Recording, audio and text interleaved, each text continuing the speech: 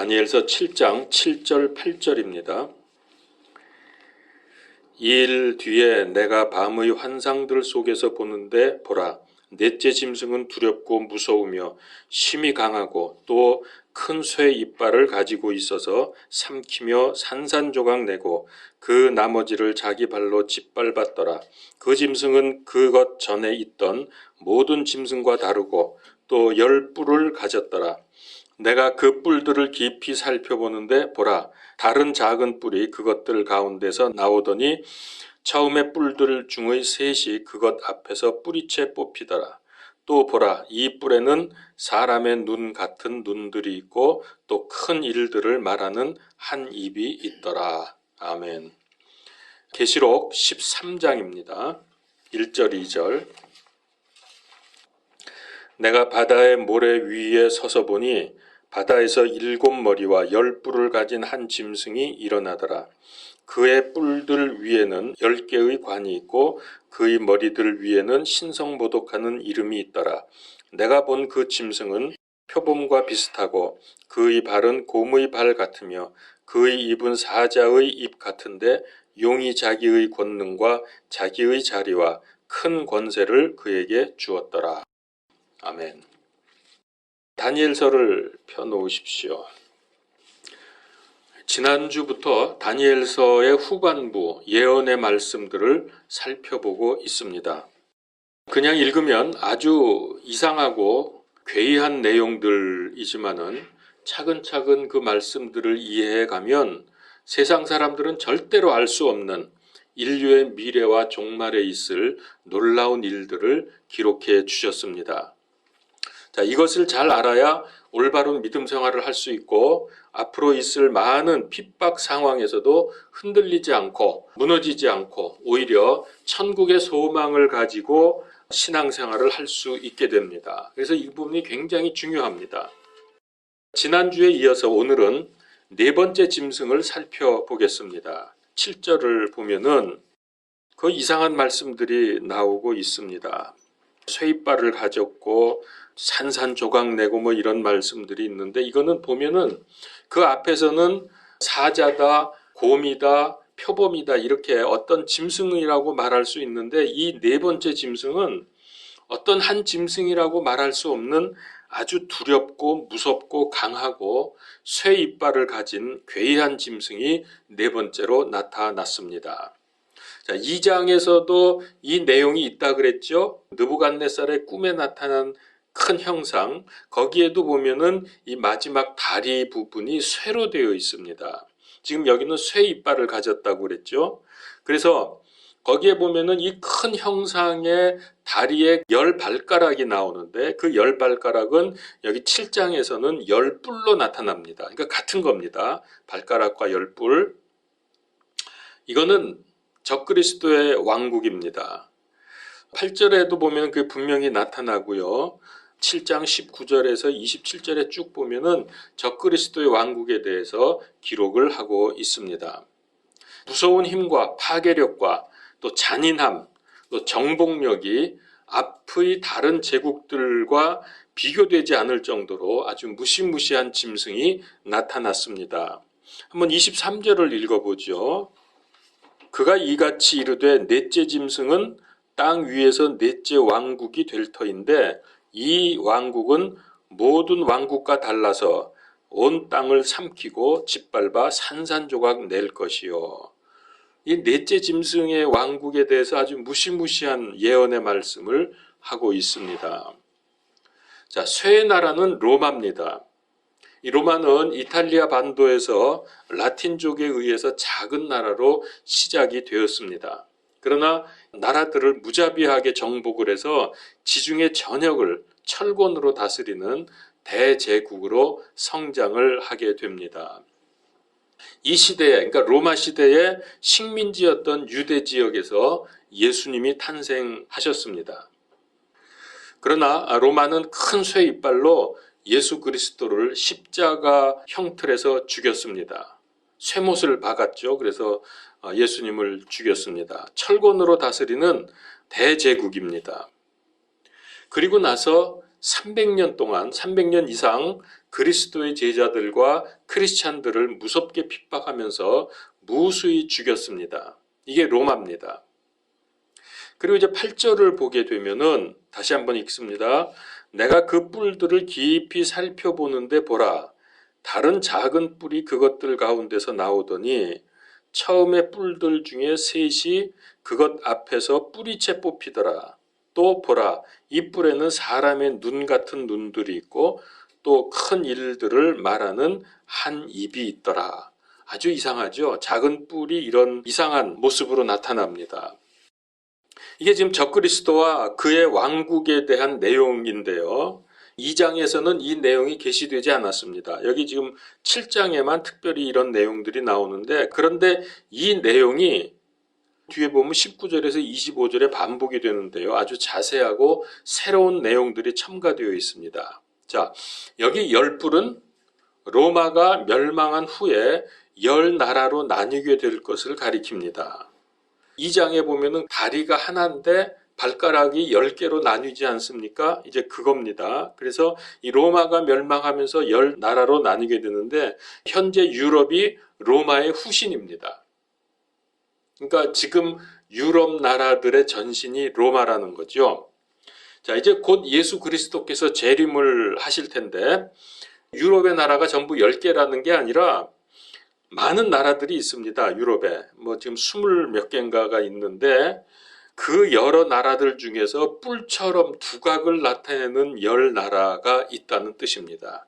그 열 나라를 여기 열 뿔로 표현이 되어 있습니다. 그리고 이제 그 작은 뿔이 하나 나타나는데 이 작은 뿔은 기독교회와 그리스도인들을 핍박할 마지막 때에 나타나는 적그리스도와 그의 왕국입니다. 근데 이게 왜 작은 뿔일까? 이것은 이제 앞으로 점점 밝혀질 것입니다. 그리고 우리가 계시록 13장 1절 2절을 아까 봤는데요. 거기 짐승이 등장하는데 바로 이 짐승입니다. 그러니까 다니엘서 7장의 작은 뿔은 계시록 13장의 짐승이고 그것이 바로 적그리스도다. 자, 그런데 이 작은 뿔들이 나와서 먼저 있던 10뿔 중에서 3개를 뽑아버렸습니다. 그러면 7뿔이 남게 되죠. 3개를 뽑았으니까. 그러면 작은 뿔하고 합해서 8개가 됩니다. 이게 계시록 17장 11절에 보면은 거기에 8왕이 나오는데 그 8왕을 말합니다. 거기 보면은 전에 있었다가 지금은 없는 그 짐승은 곧 8째며, 그러니까 이 8째 작은 뿔이 왕이 이게 적그리스도입니다. 그 7에 속한 자라. 그가 멸망으로 들어가느니라. 8째 왕인데 7에 속한다 그랬어요. 그러니까 그 7 중에 하나가 다시 8로 나타나는 겁니다. 이 왕은 아주 성경에 보면 가장 최악이고 악독하고 치명적인 왕입니다. 그런데 이 뿔에는 놀랍게도 눈이 있고 입이 있다 그랬습니다. 눈이 있고 입이 있습니다. 즉 사람과 같지 않습니까? 뿔에 어떻게 눈이 있고 입이 있겠습니까? 그러니까 이거는 사람을 표현하는 말입니다. 이 뿔이라고 하는 것은. 그래서 이거는 사람으로 나타난 사탄. 그러니까 사탄이 성육신한 사람입니다. 이걸 가리켜서 적그리스도라 그럽니다. 하나님의 성육신이 예수 그리스도 아닙니까? 마귀가 이것을 따라하면서 이거를 모방하면서 사탄도 사람을 통해서 나타나죠. 그게 적그리스도라는 말입니다. 그는 사탄으로부터 받은 능력과 권세로 많은 사람을 미혹하게 됩니다. 마태복음 24장 5절에 보면 많은 사람이 내 이름으로 와서 내가 그리스도라 하며 많은 사람을 속이리라. 얼마나 많은 사람이 이 적그리스도에게 속아 넘어갈까? 저가 그리스도인 줄 알고. 우리 한번 성경을 찾아봅시다. 데살로니가 후서 2장 3절에서 8절입니다. 이건 아주 이 마지막 때 적그리스도에 관한 유명한 구절이죠. 데살로니가 후서 2장 3절에서 8절을 제가 쭉 읽어보겠습니다. 이건 설명할 필요도 없습니다. 2장 3절. 아무도 어떤 방법으로든 너희를 속이지 못하게 하라. 먼저 떨어져 나가는 일이 일어나고 저 죄의 사람 곧 멸망의 아들이 드러나지 아니하면 그 날이 이르지 아니하리라. 그는 대적하는 자요 또 하나님이라 불리거나 혹은 경배받는 모든 것 위로 자신을 높이는 자로서 하나님처럼 하나님의 성전에 앉아 자기가 하나님인 것을 스스로 보이느니라. 그러니까 자기가 하나님이라 그러는 거예요. 적그리스도가. 내가 여전히 너희와 함께 있었을 때에 이 일들을 너희에게 말한 것을 너희가 기억하지 못하느냐? 너희는 그가 그의 때에 드러나게 하려고 무엇이 저지하고 있는지 지금 안 하니. 적그리스도가 나타나야 되는데 지금 저지하고 있기 때문에 아직은 못 나타나고 있습니다. 불법의 신비가 이미 일하고 있으나 다만 지금 막고 있는 이가 길에서 옮겨질 때까지 막으리라. 그 뒤에 저 사악한 자가 드러날 터인데 주께서 자신의 입의 영으로 그를 소멸시키시고 친히 오실 때 광채로 그를 멸하시리라. 그러니까 주님 재림하실 때 적그리스도는 멸망당한다는 것을 말씀을 합니다. 아까 우리가 보지 않았지만 계시록 13장에 다시 넘어가게 되면은 4절부터 8절에도 이 적그리스도에 관해서 자세한 설명이 나옵니다. 제가 한번 읽어보죠. 그들이 그 짐승에게 권능을 준 용에게 경배하고 또 그 짐승에게 경배하여 이르되 누가 이 짐승과 같으냐? 그러니까 이 짐승은 적그리스도입니다. 누가 능히 그와 전쟁을 하겠느냐 하더라.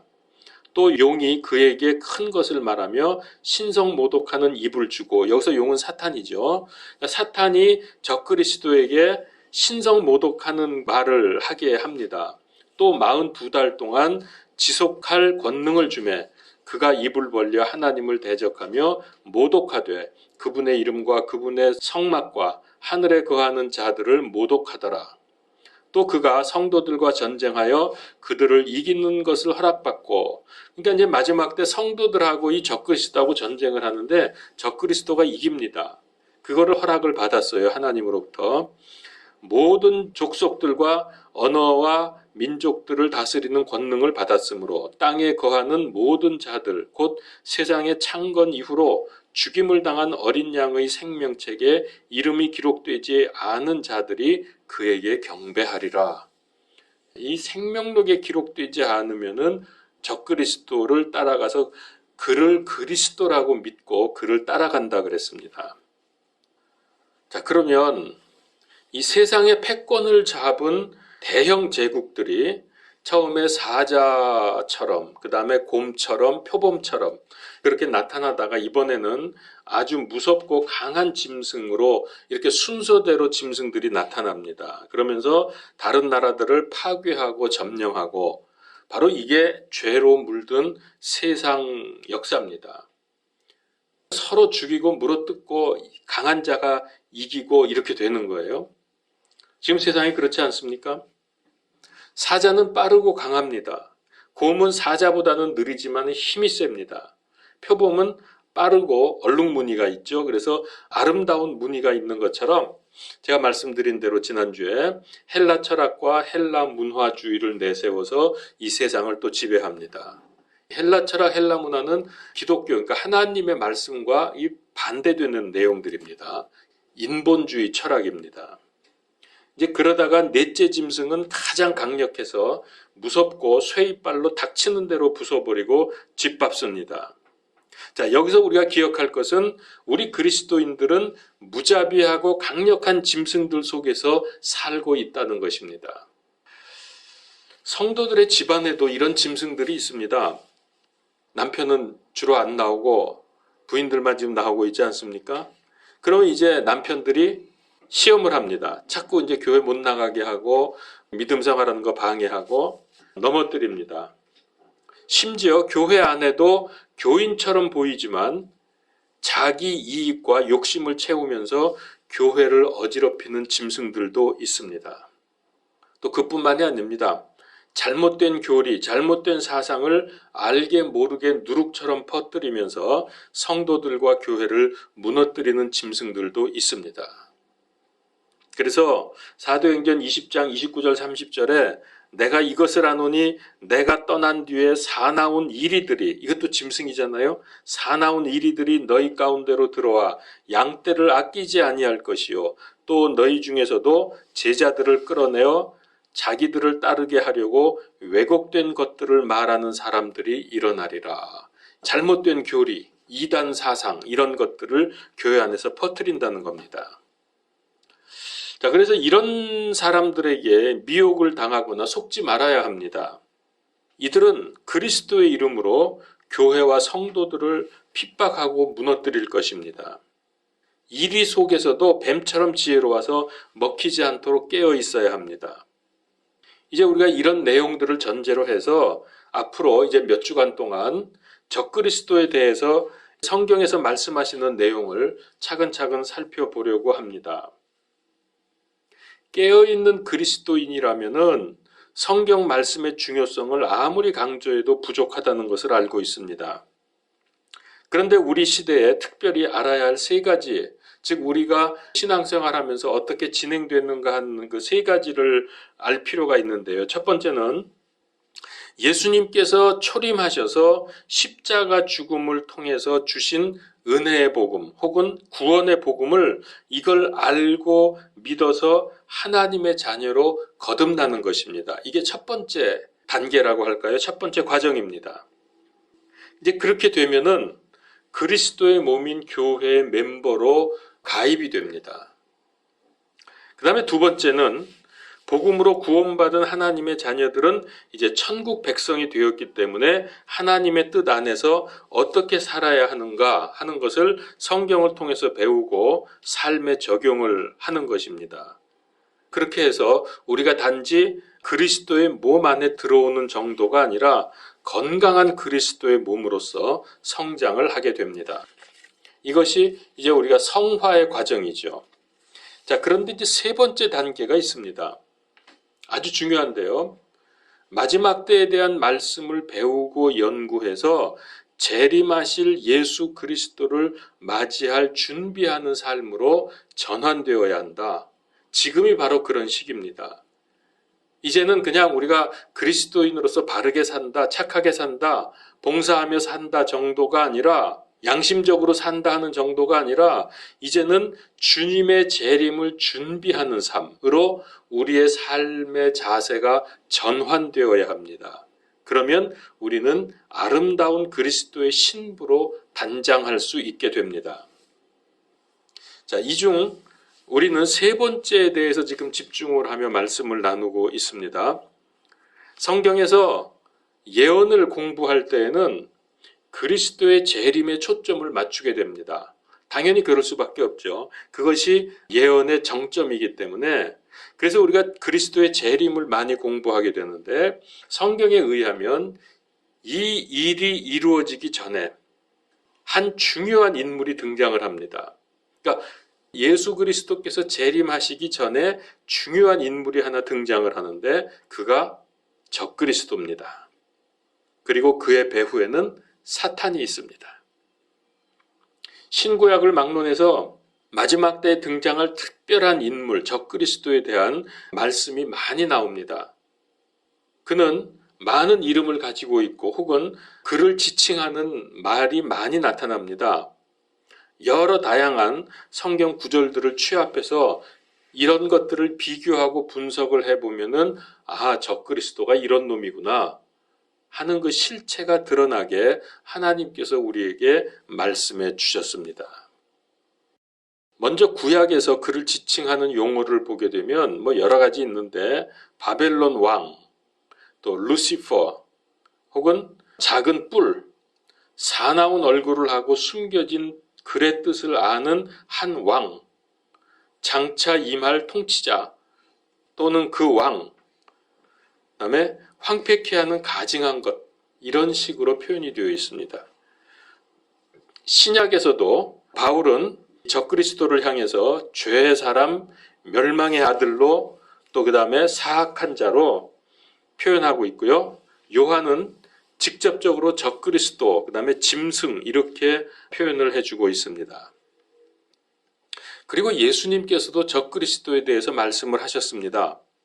요한복음 5장 43절에 보면 내가 내 아버지의 이름으로 왔는데 너희가 나를 받아들이지 아니하나 만일 다른 자가 자기 이름으로 오면 너희가 그를 받아들이리라. 이건 무슨 말입니까? 예수님이 그리스도로 오셨는데 너희가 나를 받아들이지 않는다. 그러나 다른 자가 자기 이름으로 오면 이건 누굴까요? 이게 적그리스도입니다. 그러면 너희가 받아들일 거다. 그러니까 유대인들이 적그리스도를 받아들이게 된대요. 참 안타까운 일이죠. 그러다가 막판에 이제 예수님께로 돌아서겠지만은 어쨌든 예수님 출임하셨을 때 예수님을 메시아로 그리스도로 받아들이지 않았습니다. 그러나 적그리스도가 오면 그를 받아들일 거라고 예언하셨습니다. 자, 우선 적그리스도에 대한 개괄적인 내용을 말씀을 드리겠습니다. 이제 앞으로 몇 주 동안에 적그리스도를 어떤 놈이냐 하는 것을 좀 자세히 말씀을 드릴 텐데요. 역사적으로 보게 되면 12세기 말쯤부터 여러 가지 상황 속에서 교황을 적그리스도로 생각하기 시작합니다. 사람들이 저 교황이 아무래도 적그리스도 같다. 이제 이런 생각들을 사람들이 하게 됩니다. 워낙 천주교가 타락을 하니까 중세기 때. 그리고 많은 사람들이 이런 생각을 지지합니다. 근데 이 생각은 지금도 많은 지지를 받습니다.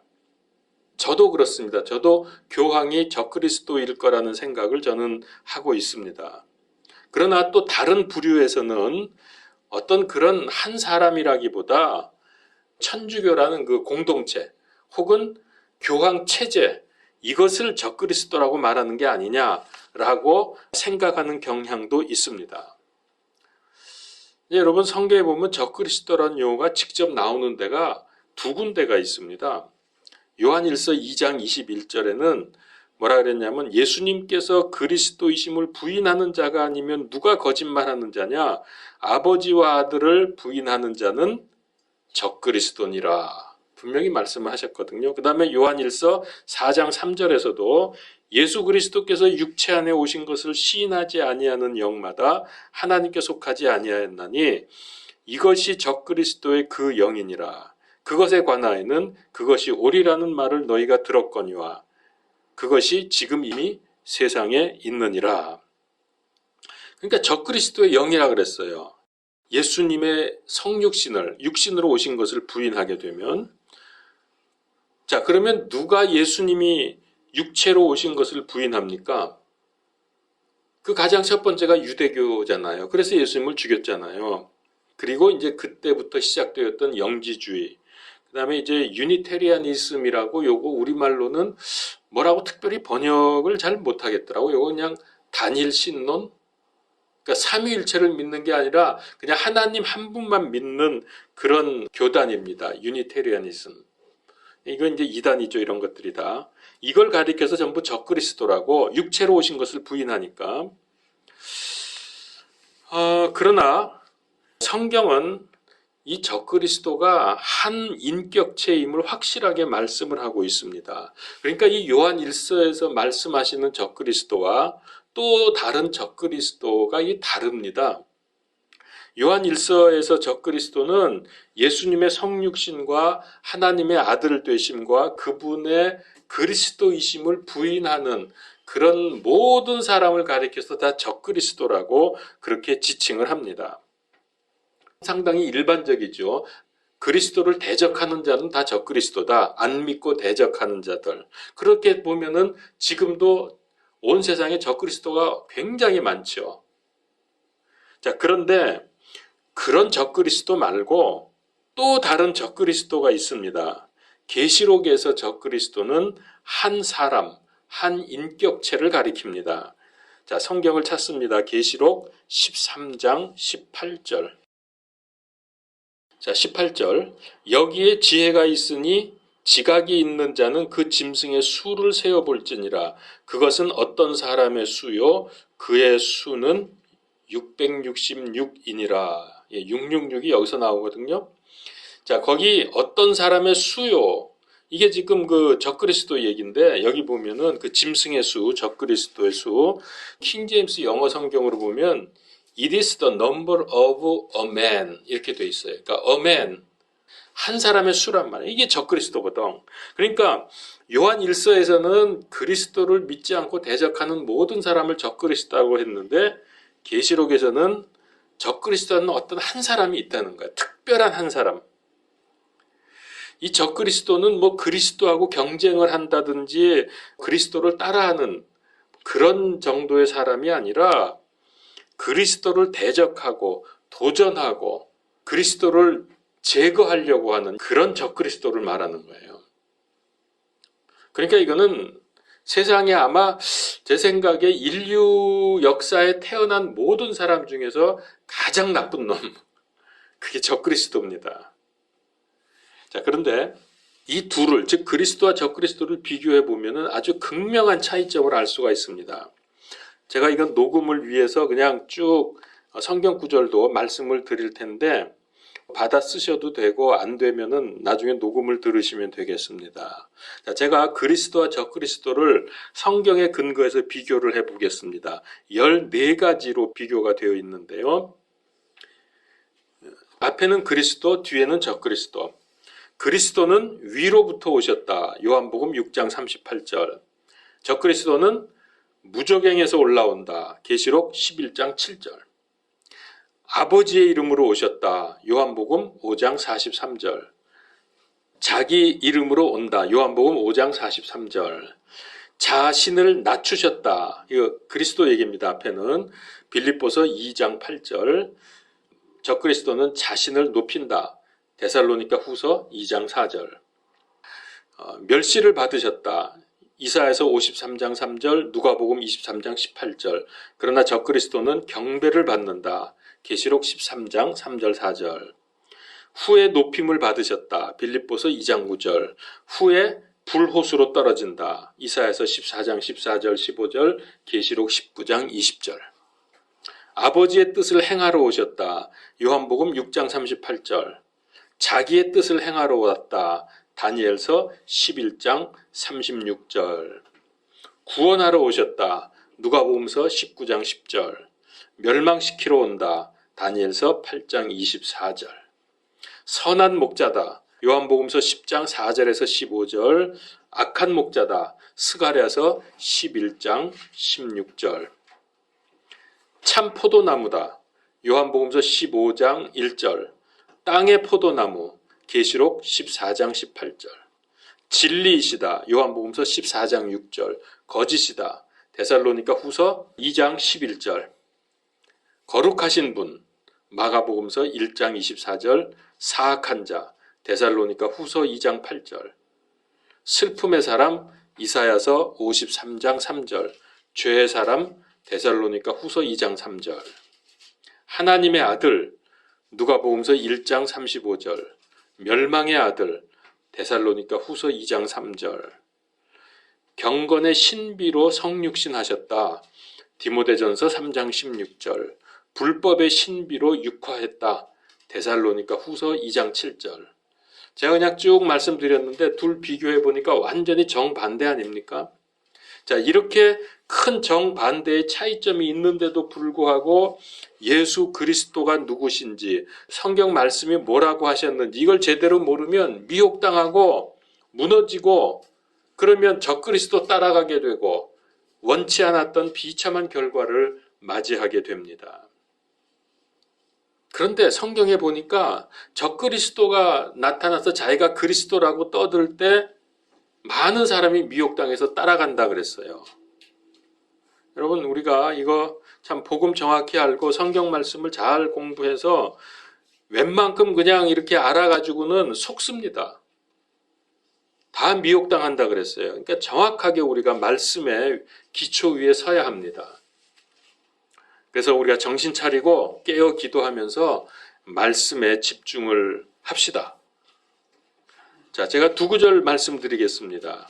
누가복음서 21장 36절. 그러므로 너희가 앞으로 일어날 이 모든 일을 피하고 사람의 아들 앞에 서기에 합당한 자로 여겨지도록 항상 기도하며 깨어 있으라 하시니라. 베드로전서 4장 7절. 오직 모든 것의 끝이 가까이 왔으니 그러므로 너희는 정신을 차리고 깨어 기도하라. 여러분, 자신 있다고 생각하지 마세요. 계속 우리 깨어 기도해야 합니다. 그러지 않으면 순간 적그리스도를 그리스도로 오해하고 따라갈 수 있습니다. 성경이 그것을 경고하고 있거든요. 그런 면에서 우리 영적 생활에 승리할 수 있기를 바랍니다. 기도하겠습니다.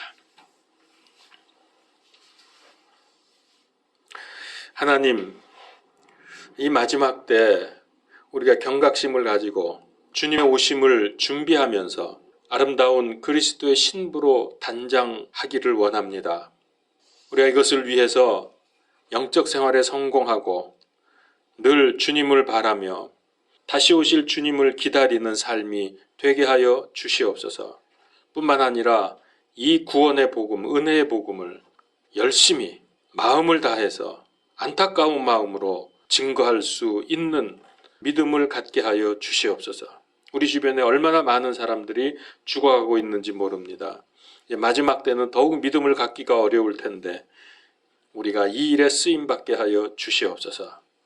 예수 그리스도 이름으로 기도하옵나이다. 아멘.